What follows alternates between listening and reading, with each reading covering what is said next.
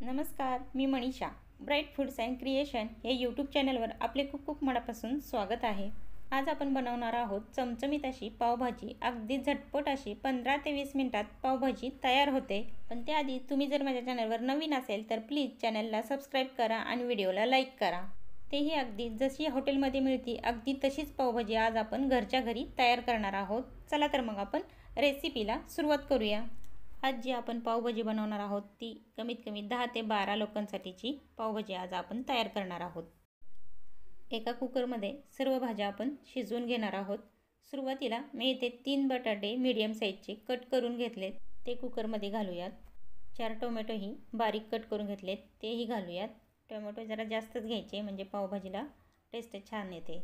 आणि 3 शिमला मिरची, तेही बारीक कट करून घेतलेत, तीही घालूयात. फ्लावरसुद्धा 2 वाटी घेतला आहे, तोसुद्धा घालूयात. आणि 2 वाटी ओला मटार घेतला आहे, तोही घालूयात. आणि यामध्ये आता पाणी घालूयात. पाणी इतके घालायचे की सर्व भाज्या ह्या पाण्यामध्ये बुडल्या जातील इतपत पाणी घालायचे, जास्त पाणी घालायचे नाही. आता आपण कुकरचे झाकण लावून 3 शिट्ट्या करून घ्यायच्या. कुकरच्या शिट्ट्या होईपर्यंत आपण बारीक कट केलेले 2 कांदे एका मिक्सरच्या भांड्यामध्ये घालून आणि अर्धी वाटी लसूण घालून कांदा आणि लसूण याची पेस्ट तयार करून घेऊयात. कुकरच्या शिट्ट्या झाल्या की आपण कुकर खोलून घेऊयात. आता ह्या शिजवून घेतलेल्या भाज्या आपण बाजूला काढून घेऊयात. सर्व भाज्या एकदम मऊ अशा शिजलेल्या आहेत. ह्या सर्व भाज्या शिजवून कुकरमध्ये जे पाणी शिल्लक राहिलेले आहे या पाण्याचा आपण पावभाजी करताना वापर करणार आहोत. मी इथे एक मॅशर घेऊन ह्या सर्व भाज्या मॅश करून घेते. भाज्या जर व्यवस्थित शिजल्या गेल्या असतील तर पटकन मॅश होतात. सर्व भाज्यांची व्यवस्थित अशी पेस्ट होईपर्यंत सर्व भाज्या आपण मॅश करणार आहोत. सर्व भाज्या व्यवस्थित मॅश झालेल्या आहेत. आपण भाज्या शिजवताना जे पाणी शिल्लक राहिले होते ते पाणी आता यामध्ये मिक्स करून घेऊयात. आपल्याला भाजी कितपत घट्ट आणि कितपत पातळ हवी त्यानुसार यामध्ये पाणी मिक्स करायचे. आता आपण पावभाजी तयार करूयात. त्यासाठी एका कढईमध्ये सुरुवातीला 2 चमचे तेल घालूयात. तेल गरम झाले की यामध्ये 2 चमचे जिरे घालूयात. यानंतर आपण जी कांदा लसूण पेस्ट तयार केली होती ती पेस्ट घालूयात. घरच्या घरीही आपण हॉटेलसारखी पावभाजी सहज बनवू शकतो. अगदी तेही 15 मिनिटात तयार करू शकतो. एकदा का सर्व भाज्या कट करून शिजवून घेतले की 15 मिनिटात आपली पावभाजी तयार होते. अगदी सोनेरी रंग येईपर्यंत कांदा पेस्ट छान अशी परतून घ्यायची. कांदा पेस्ट परतण्यासाठी आपल्याला 2 मिनिटे लागतात. कांदा लसूण परतण्यासाठी गॅस हा मीडियमच ठेवायचा. कांदा लसूण पेस्टला सोनेरी रंग आला की आपली पेस्ट परतून झाली आहे हे आपण ओळखून यामध्ये 1 ते 1.5 चमचा बटर घालायचे. या बटरमुळेच पावभाजीला छान अशी टेस्ट येते.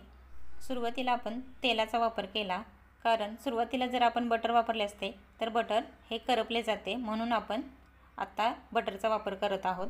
बटर हे पूर्णपणे विरघळल्यानंतर यामध्ये आपण लाल तिखट घालणार आहोत. येथे मी 3 चमचे लाल तिखट वापरते. आवडीनुसार तुम्ही लाल तिखटाचे प्रमाण कमी जास्त करू शकता. हे काश्मीरी लाल तिखट आहे. काश्मीरी लाल तिखट वापरले की पावभाजीला रंग खूप छान येतो. काश्मीरी लाल तिखट हे खूप असे तिखटही नसते. आणि 2 चमचे पावभाजी मसाला घालूयात. तिखट आणि पावभाजी मसाला या कांदा पेस्टसोबत मिक्स करून घेऊयात. हा मसाला छान असा मिक्स झाला की याला तेल सुटेपर्यंत परतून घ्यायचा. मसाला परतून झाला की मॅश केलेली आपण यामध्ये पावभाजी घालूयात. छान असे मिक्स करूया. जास्त पातळ किंवा जास्त घट्टही करायचे नाही. खूप असे घट्ट असेल तर थंड झाल्यावर आणखी घट्ट होते. त्यासाठी भाजी कशी आहे यानुसार पाण्याचा वापर करायचा. गॅस हा मीडियमच ठेवायचा. आता यामध्ये घालूयात चवीनुसार मीठ आणि 1 चमचा साखर घालूयात. त्यामुळे टेस्ट खूप छान येते. साखर आणि मीठ छान असे पावभाजीमध्ये मिक्स करून घेऊयात आणि मीडियम गॅसवरती 2 मिनिटं शिजवून घेऊयात. पावभाजी शिजत आल्यानंतर वरून 1 ते 1.5 चमचा बटर घालायचे. यामुळं पावभाजीला टेस्ट खूप छान येते. हे व्यवस्थित मिक्स करायचे. पहा, पावभाजी शिजल्यानंतर भाजीला रंग किती छान आलेला आहे. अगदी हॉटेलमध्ये मिळते तशीच दिसते आणि चवीलासुद्धा तशीच लागते. तुम्ही नक्की ट्राय करा. आता मी इथे 2 पाव घेतलेत. हे असे मधून कट करून घ्यायचे. मधून कट करून झाले की एक तवा गरम करून त्या तव्यावरती बटर लावून पाव छान असे गरम करून घ्यायचे. बटर वितळल्यानंतर आपण कट केलेला पाव त्यावरती भाजून घ्यायचा. खरपूस असे पाव भाजले की खूप छान लागतात। दोन्ही बाजूनी खरपूस असे पाव भाजून घ्यायचे। पाव भाजून झाले की आता आपण हे काढून घेऊयात। अगदी हॉटेलसारखीच पावभाजी आपण 15 ते 20 मिनिटात घरच्या घरी तयार करू शकतो। नक्की अशा पद्धतीने पावभाजी बनवून पहा। बघा, मस्त अशी एकजीव पावभाजी तयार झालेली आहे। तेही अगदी 20 ते 15 मिनिटात तयार होते। या पावभाजीवर आणखीन थोडेसे बटर घालूयात, म्हणजे पावभाजी आणखीनच खूप छान लागते। पावभाजी तर सर्वांनाच आवडते, तुम्ही नक्की ट्राय करा।